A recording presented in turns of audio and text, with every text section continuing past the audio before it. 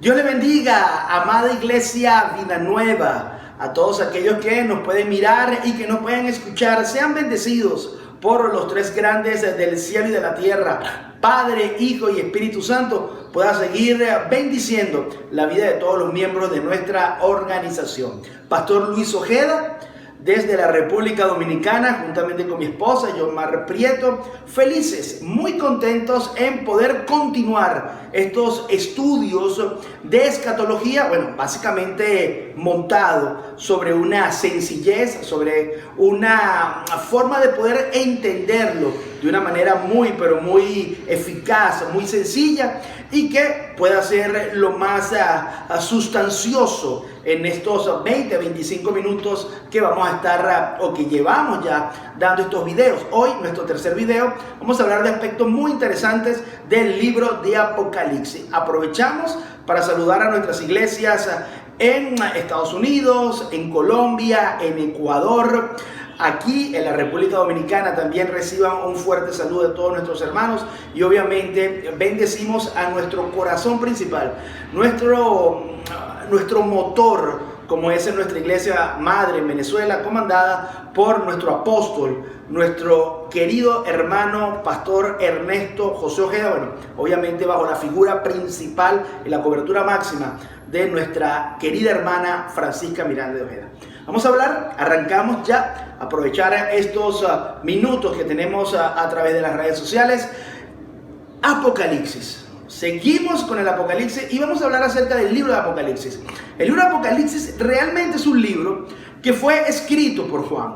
Juan, el discípulo amado, una persona extremadamente unida con el Señor Jesucristo, prácticamente dormía allí, es bien conocido por todos nosotros, dormía allí en el pecho del Señor y sobre él le entregaron una de las responsabilidades más grandes que puede tener un ser humano aquí en la tierra, que es cuidar a la madre, bueno, la madre de Jesús. Ya por allí nosotros podemos reaccionar a la importancia que significaba Juan el amado para Jesús. Sobre él se dio esta gran revelación de los eventos que ha de venir en el futuro. Sobre él se vertió la sabiduría y la guianza, la estructura del Espíritu Santo para que pudiera darnos luces. Es un libro exclusivamente diseñado para la iglesia, para la iglesia tuya, para tu organización, para tu crecimiento, para tu creencia, para lo que significa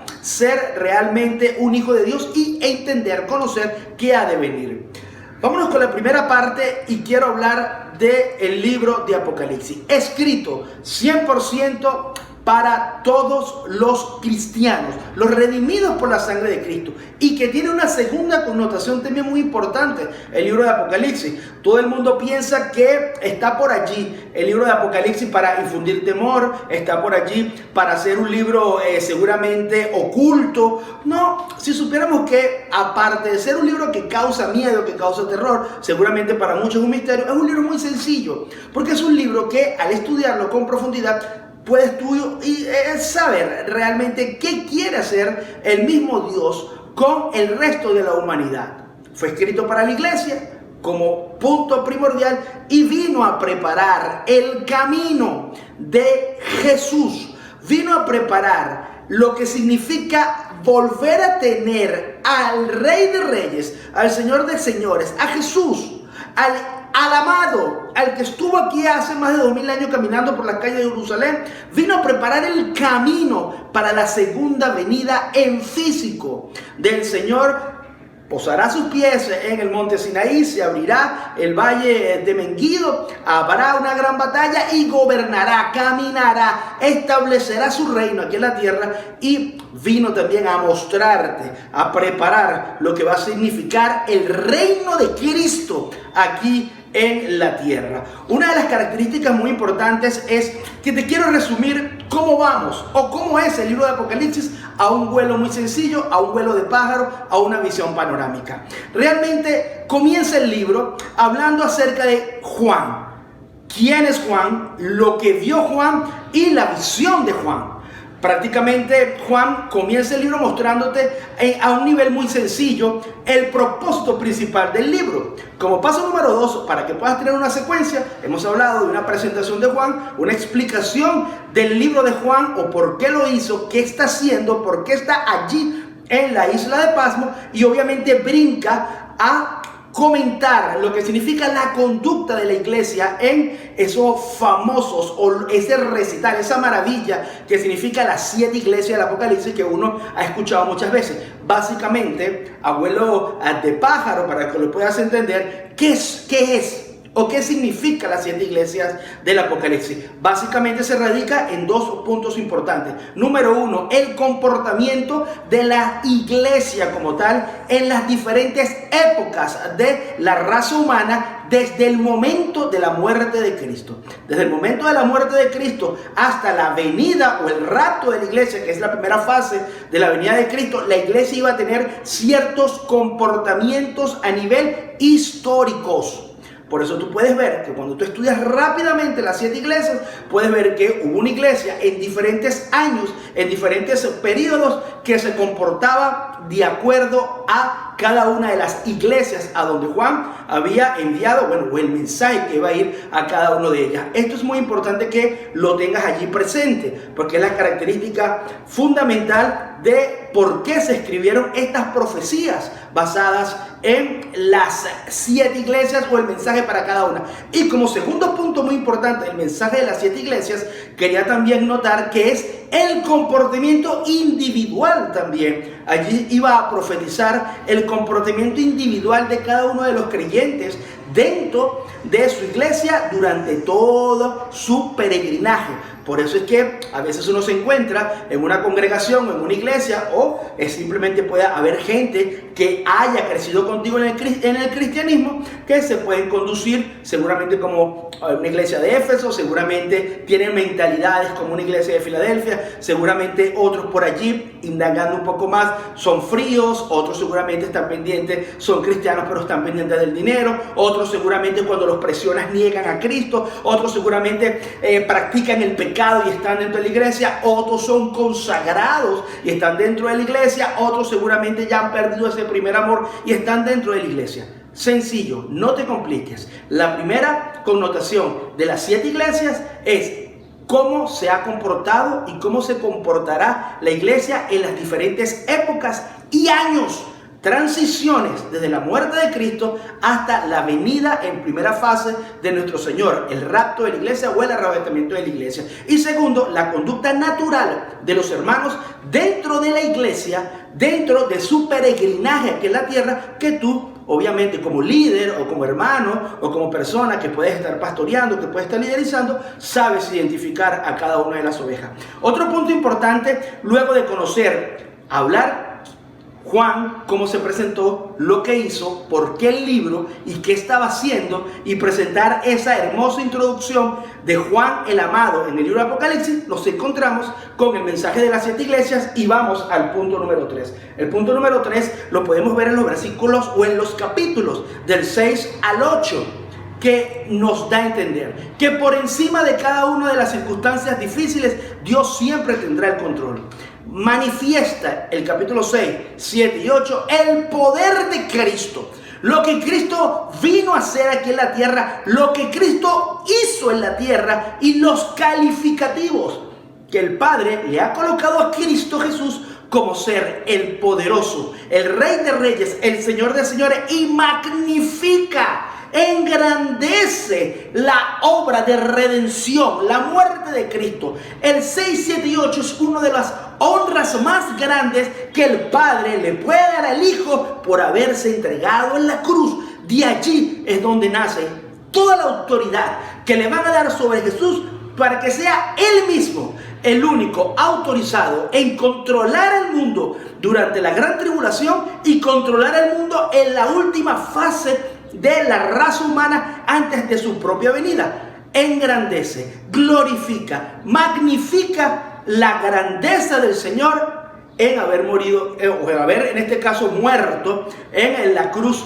del Calvario, y entregarle a usted y a mí la autoridad también para ser una persona llena de la gracia y la gloria de Dios. 6, 7 y 8 es demasiado, es una poesía a la grandeza y a la exaltación del sacrificio de Cristo, y sobre todo que lo honran como el Rey de Reyes, como el máximo, como el Cordero inmolado, como la única persona autorizada para desatar los juicios en la tierra. Yo aquí quiero hacer un paréntesis importante y quiero hablar de que muchos piensan que Jesucristo vino a la tierra a ser o colocarse en una situación mansa para morir por todos nosotros en humildad, y piensan que esa es la autoridad, la característica y la personalidad de Jesús. Muchos creen que Jesús es una persona humilde, una persona incapaz de hacer daño, una persona incapaz de cambiar ese tono apacible, ese tono,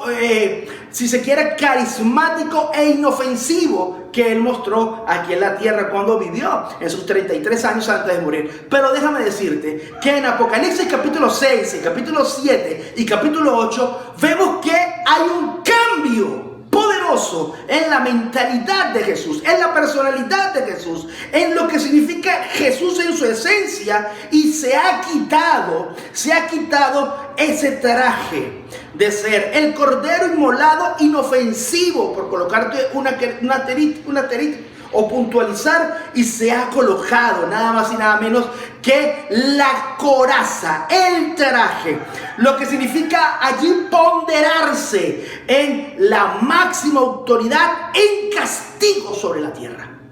Muchos creen que esos azotes que le dieron a Jesús, esos golpes que le dieron a Jesús, esas humillaciones que le dieron a Jesús, ¿usted cree que no iba a pasar factura? ¿Usted cree que Jesús literalmente se iba a quedar con esa? No, es el Rey de Reyes y el Señor de Señores, que ahora vendrá, como lo dice la Biblia, a vengarse.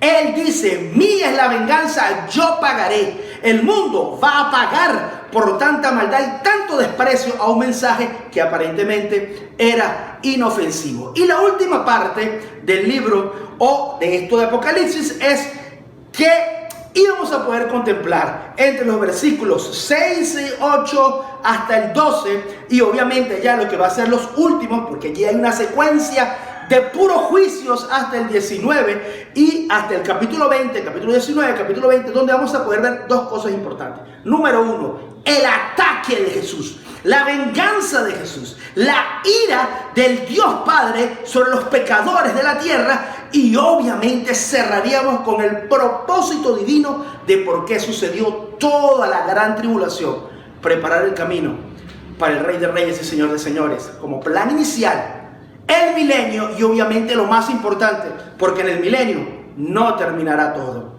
Vendrá cielo nuevo y tierra nueva.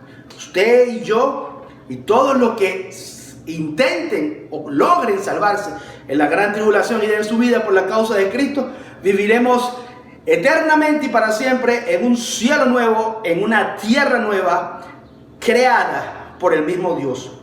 Y antes de esto, el fuego que vendrá sobre la humanidad para destruir, purificar y restaurar esta tierra que literalmente estuvo maldita desde el momento de Adán y Eva. Va a haber una purificación y una redención de Dios.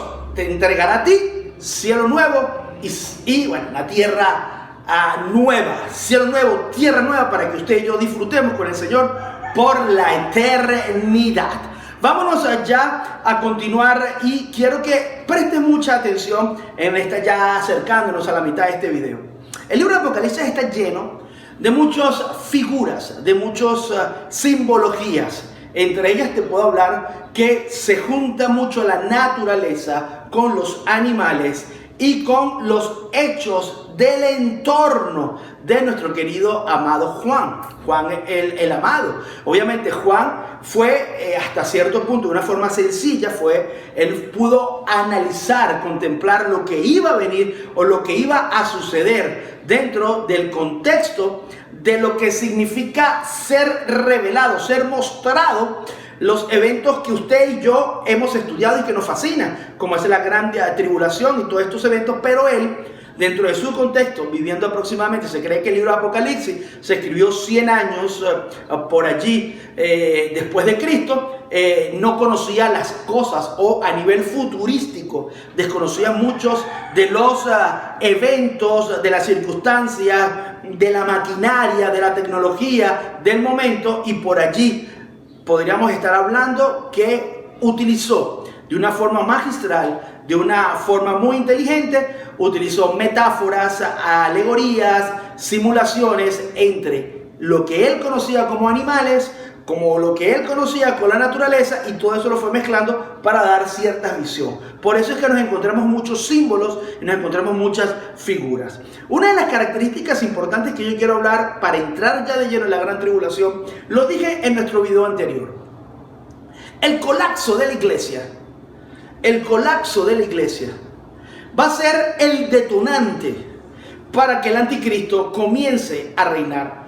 Sabemos, y es entendible porque se aprende desde la doctrina, de que el Espíritu Santo, juntamente con la iglesia, porque el Espíritu Santo habita en la iglesia, detienen que el hijo de perdición sea manifestado, que es el anticristo.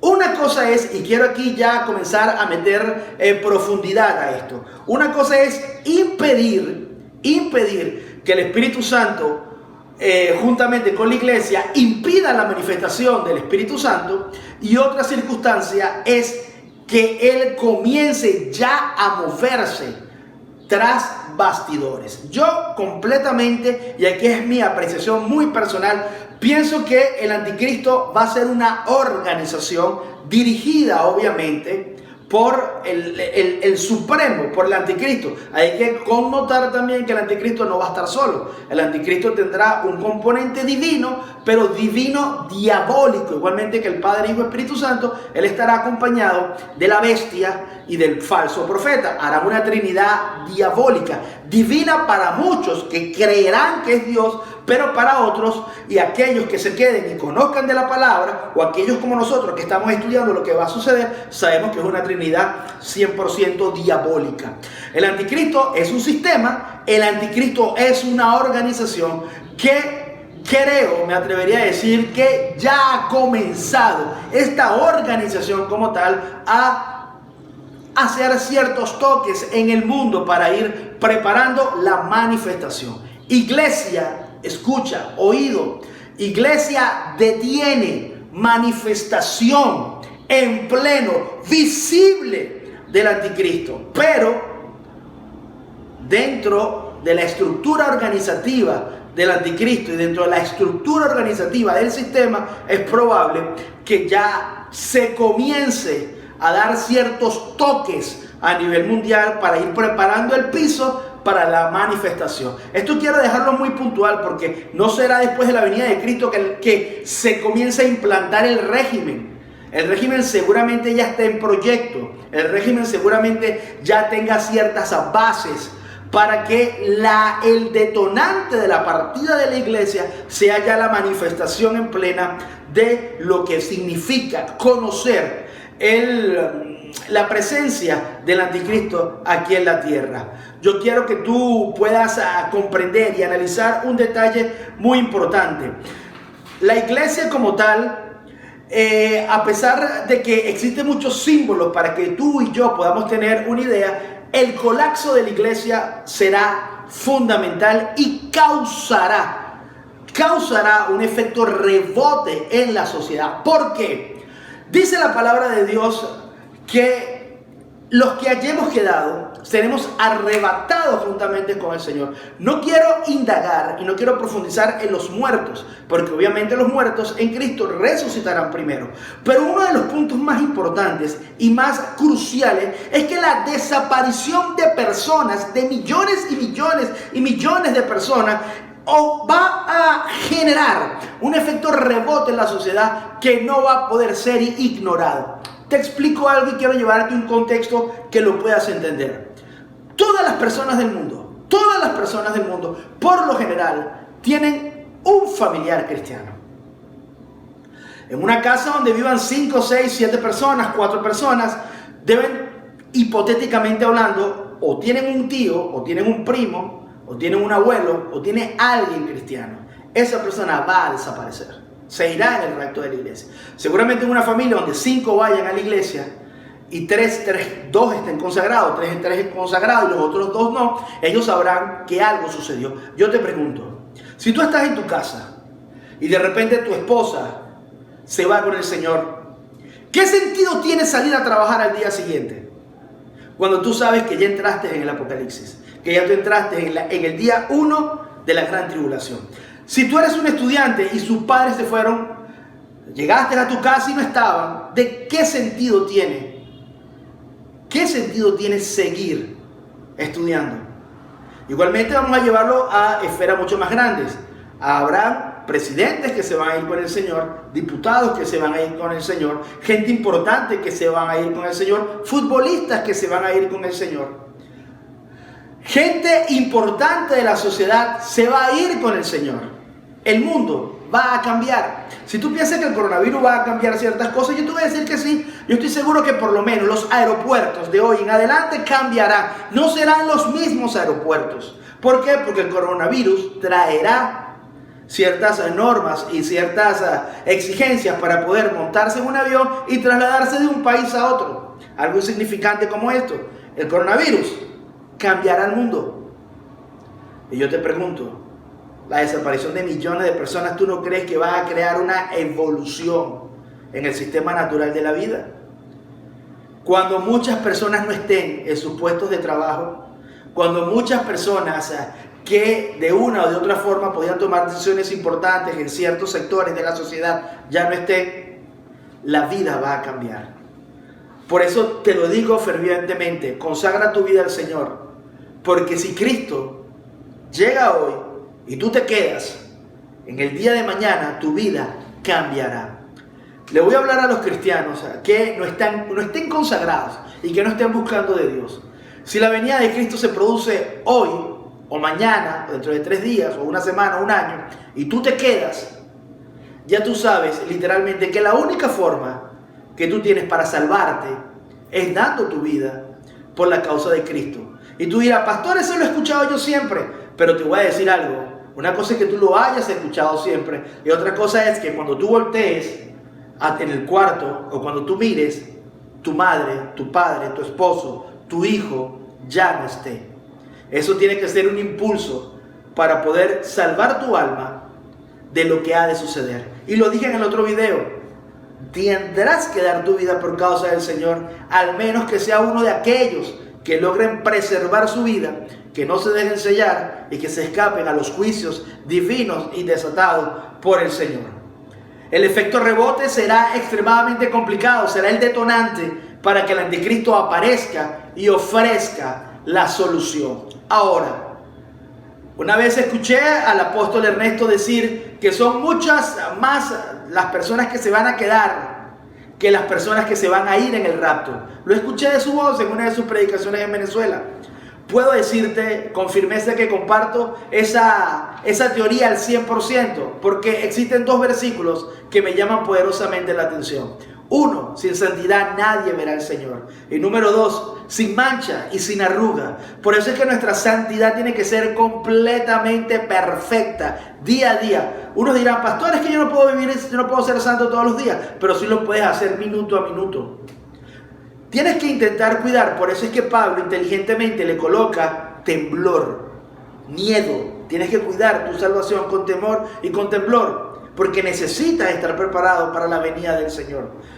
Concuerdo y creo, y es mi teoría muy particular, mucha más gente se podrá salvar si se muere hoy en día que esperando la venida del Señor. Por eso es que es una bienaventuranza realmente poder acercarse a Dios a través de la no muerte, o a través de la transfiguración, o a través de la transformación del cuerpo. Es muy complicado, pero solo aquellos que estén en santidad lo podrán lograr. Te recomiendo, y no le tienes que tener temor a la muerte, no le tengas temor a la muerte, y con esto voy concluyendo, porque creo que la muerte es el camino más fácil para entrar en la vida eterna. Y si quieres, y si estás dispuesto, y deseas en tu corazón realmente no experimentar muerte y ser arrebatado en el rapto o en la venida del Señor o en el arrebatamiento de la iglesia, yo te voy a inspirar a que vivas en santidad, porque es la única garantía.